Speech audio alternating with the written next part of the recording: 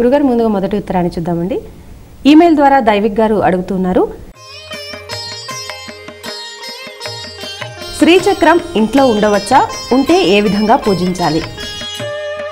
హ్రీంకారాసన గర్భితానలశిఖాం సౌః క్లీం కళాం బిభ్రతీం సౌవర్ణాం వరధారిణీం వరసుధాధౌతాం త్రినేత్రోజ్వలాం వందే పుస్తకపాశమంకుశధరాం స్రగ్భూషితాముజ్వలాం త్వాం గౌరీం త్రిపురాం పరాత్పరకళాం శ్రీచక్ర సంచారిణి అని శ్రీచక్ర సంచారిణి అని అమ్మవారికి నమస్కారం చేసుకుందాం.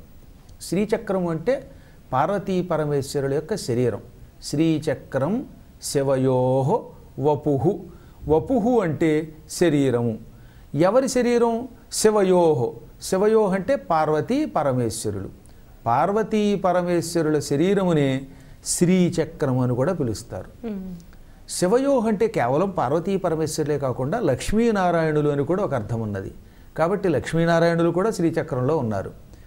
బ్రహ్మదేవుడు సరస్వతి కూడా శివయోః అనే పిలువబడతారు. కాబట్టి శ్రీచక్రంలో ఇటు సరస్వతి బ్రహ్మ, లక్ష్మీ నారాయణులు, పార్వతీ పరమేశ్వరులు కలిసి ఉన్నారు. త్రిమూర్తులు త్రిమాతలు కలిసి ఉన్న ఒక అపూర్వ యంత్రం, దివ్య యంత్రం, పవిత్ర యంత్రం శ్రీచక్రం. అటువంటి శ్రీచక్రం మరి ఇంట్లో ఉండకుండా ఇంకెక్కడ ఉండాలి?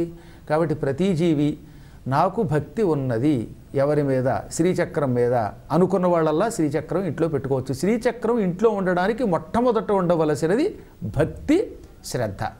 భక్తి కలిగిన వాళ్ళు ఇంట్లో పెట్టుకోండి పూజా మందిరంలో. బయట ఉన్న ఆడవాళ్ళు ముట్టుకోకూడదు శ్రీచక్రాన్ని. మైల వచ్చినప్పుడు ఎవ్వరూ శ్రీచక్రాన్ని ముట్టుకోకూడదు. అందుకే కేవలం స్త్రీలు మాత్రమే ఉన్న ఇంట్లో శ్రీచక్రం ఉండవలసి వస్తే బహిష్టు కాలంలో దాని మీద బియ్యం పోసి బియ్యంలో కప్పెట్టేయమని లేదా నీళ్లలో ముంచమని చేస్తాం. చుట్టుపక్కల ఎవరో ఒకళ్ళు ఉంటారు కాబట్టి ఆ మాత్రం పిలిస్తే శ్రీచక్రాన్ని పూర్తిగా నీళ్లతో ఉన్న పాత్రలో పెట్టేసేవారు.